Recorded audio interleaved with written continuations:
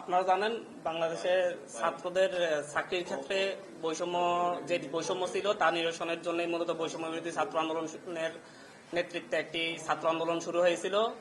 কিন্তু পরবর্তীতে ছাত্র আন্দোলনকে দমনের জন্য একটি ফ্যাসিস্ট রেজিম খুব কঠিনভাবে তারা ছাত্রদের উপর দমন পীড়ন চালায়, গুলি চালায় এবং শত শত মানুষকে হত্যা করে।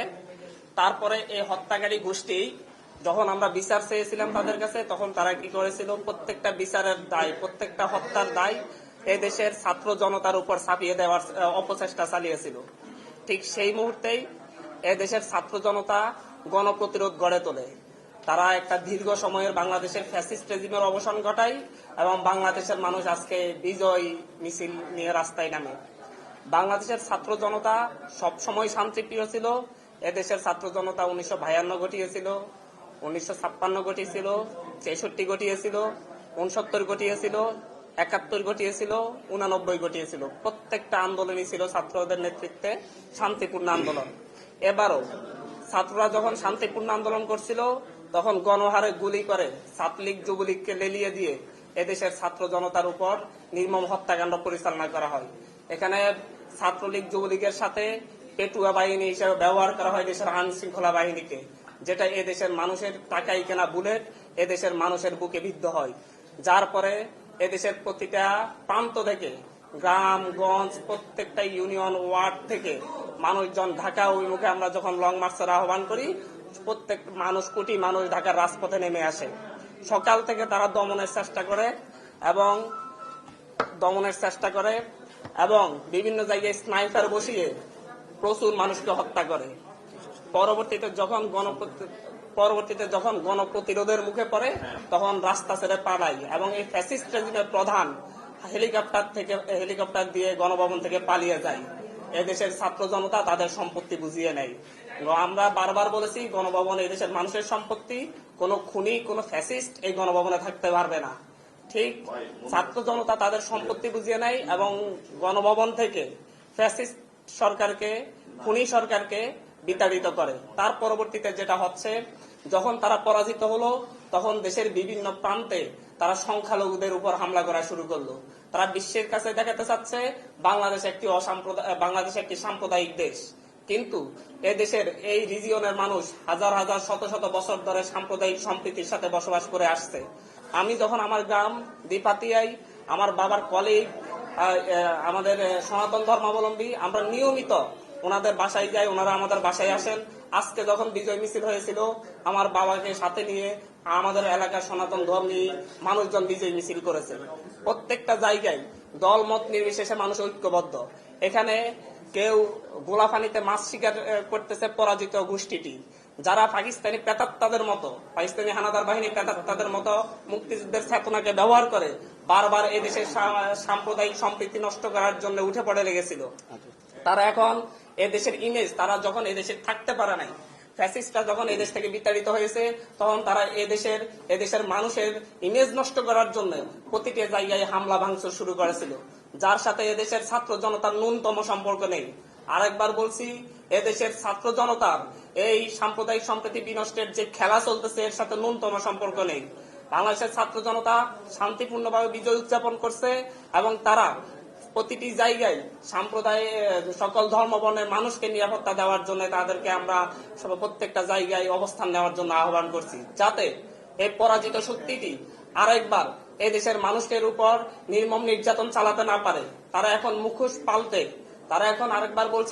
মুখোশ পাল্টে সাধারণ ছাত্র জনতার ভিতরে ঢুকে এদেশের সাম্প্রদায়িক সম্প্রীতি বিনষ্ট করে এদেশকে সন্ত্রাসী কার্যকলাপ পরিচালনার অপচেষ্টা চালাচ্ছে। কিন্তু ছাত্র জনতা যেভাবে একটি ফ্যাসিস্ট সরকারকে প্রতিরোধ করেছে, সুতরাং এই সাম্প্রদায়িক সম্প্রীতি বিনষ্টের সাথে যারা লিপ্ত তাদেরকে প্রতিরোধ করতে এদেশের ছাত্র জনতার 10 মিনিট সময়ও লাগবে না। এদেশের ছাত্র জনতা রাজপথে আছে।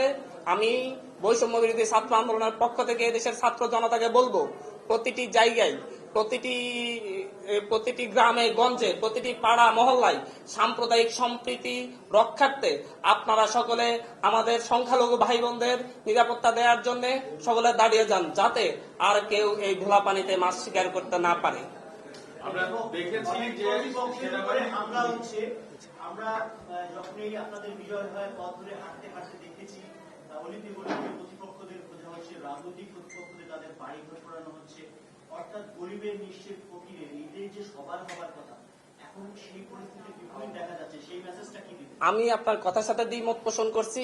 এদেশে কোন প্রতিপক্ষের উপর বৈষম্য বিরোধী ছাত্র আন্দোলন বা হচ্ছে দেশের ছাত্র জনতা কোন প্রতিপক্ষের উপর হামলা করেনি, তারা প্রতিরোধ করেছে সন্ত্রাসীদেরকে। আপনারা যারা দেখেছেন যে হচ্ছে পথে প্রান্তরে গুলি নিয়ে, পিস্তল নিয়ে, লাঠিসোঁটা নিয়ে, রামদা নিয়ে যারা ছাত্র জনতার উপর হামলে পড়েছিল, তাদেরকে প্রত্যেকটা জায়গা থেকে তারা প্রতিরোধ করেছিল, তারা আশ্রয় নিয়েছিল। গতকালকে আপনারা দেখেছেন ধানমন্ডিতে এই ফ্যাসিস্ট সরকারের শেখ হাসিনার কার্যালয়ে যে তারা অবস্থান নিয়ে কিভাবে ধানমন্ডি জিগাতলায় কিভাবে প্রচুর শিক্ষার্থীকে হত্যা করেছে, সেখানে তারা প্রতিরোধ করেছে।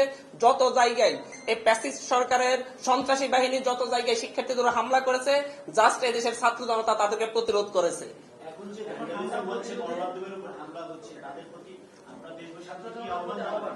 আমি বৈষম্য বিরোধী ছাত্র আন্দোলনের পক্ষ থেকে বিকাল বেলায় একটি লাইভ করেছি, কালকে রাতে একটা ভিডিও দিয়েছি। আমি সকলকে বলেছি, আমরা সবাইকে বলেছি যে হচ্ছে গণমাধ্যমের কর্মীরা আমাদের বন্ধু, গণমাধ্যমের উপর কোথাও হামলা নয়, গণমাধ্যম আমাদের তথ্যগুলা তুলে ধরছেন। তবে একটা বিষয় আমি পরিষ্কার করতে চাই, গণমাধ্যম এর উচ্চ পর্যায়ের যারা আছে, যারা বিভিন্ন চেয়ারম্যান ছিল বা ইয়ে ছিল গণমাধ্যমের, তারা বারবার এই ফ্যাসিস্ট রেজিমের পক্ষ নিয়েছিল, যার কারণে হয়তো তারা ক্ষুব্ধ হয়েছিল। কিন্তু আমরা বারবার বলেছি এই মাঠ পর্যায়ে যারা কাজ করতেছে এবং গণমাধ্যমের যে অফিসগুলো, এটা কারো একক মালিকানাধীন নয়, এটা আমাদের রাষ্ট্রের সম্পত্তি। এই রাষ্ট্রীয় সম্পত্তিকে রক্ষা করতে হবে এবং এই দেশের গণমাধ্যম কর্মীরা যারা মাঠ পর্যায়ে কাজ করে, তারা আমাদের সাথে অত্যন্ত আন্তরিক এবং তারা আমাদের প্রত্যেকের নিরাপত্তা, তারা আমাদের প্রত্যেকের নিউজগুলো অত্যন্ত আন্তরিকতার সাথে কভার করে। সেই ক্ষেত্রে আমরা সকলকে বলেছি কোনো গণমাধ্যম অফিসে হামলা নয়, কোনো গণমাধ্যম কর্মীর উপর হামলা নয়, তাদের নিরাপত্তা নিশ্চিত আমরা ছাত্র জনতাই করব। এবং এখান থেকেও বলছি, বাংলাদেশে এখন এই মুহূর্তের পর থেকে আর কোথাও কোনো আগুন জ্বলবে না, আর কোথাও কারো উপর হামলা হবে না, আর কাউকে কোনো আমাদের কোনো প্রতিশোধ নেই। আমরা সকলকে ক্ষমা করে দিলাম, সাধারণ ক্ষমা ঘোষণা করা হলো এবং পরবর্তীতে যারা হত্যাযজ্ঞের সাথে জড়িত ছিল তাদেরকে আইনের আওতায় দ্রুত বিচার আদালত প্রতিষ্ঠা করে, দ্রুত বিচার ট্রাইব্যুনাল প্রতিষ্ঠা করে তাদের বিচার করার ব্যবস্থা আমাদের ইন্টেরিয়াম গভর্নমেন্ট যেটা হবে সেটাকে করবে। সেনাপ্রধান আজকে তার বক্তব্যে বলেছেন যে সরকারের পতন হওয়ার পরে